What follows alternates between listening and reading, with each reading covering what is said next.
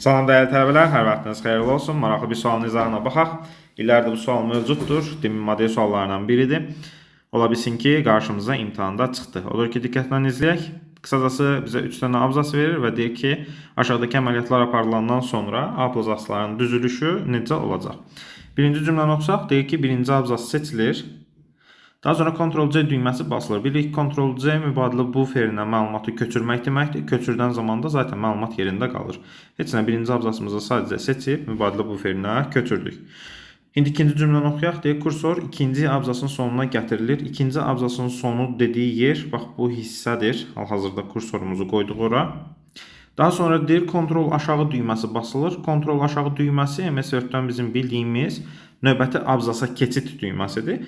Ctrl aşağı düyməsinə bassaq, kursor gələcək aşağı abzasa, yəni TY abzasının qarşısına, yəni 3-cü abzasın qarşısına. Və deyir, orada Ctrl V düyməsi basılır. Yəni bu əməliyyatı yerinə yetirək. Ctrl V düyməsinə basas olsaq, zaten birinci abzasımız yerində qalmışdı. Biz onu kopyalasaq da yerində idi. Eğri yerində qalır.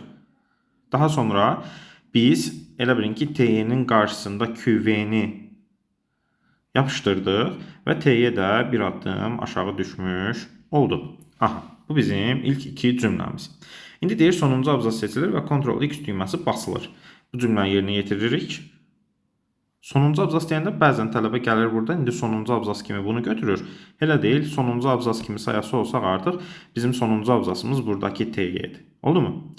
Yəni yeni düzülüşdəki sonuncu abzasdan söhbət gedir. İndi orada Ctrl X-ə basanda yenə mübadilə buferinə məlumatı göndərdik, düzdür? Yəni kəsib göndərdik. Bu səfər yerində qalmadı. Bu isə köçürmək yox, yer dəyişmə sayılır. Yəni mübadilə buferinə məlumatı yerini dəyişdik. Sonra kursor birinci abzasın sonuna gəlir. Birinci abzasın sonu buradır. Ctrl yuxarı düyməsinə basanda əvvəlki abzasın sonuna keçməlidir. İndi bizdə əvvəlki abzası yoxdur deyə elə kursor bura gəlmiş olacaq. Yəni bu hissəyə durmuş olacaq. İndi burada Ctrl V-yə bassaq, elə bilin T-yə yapışacaq. T-dən sonra QW düşəcək bir addım aşağı.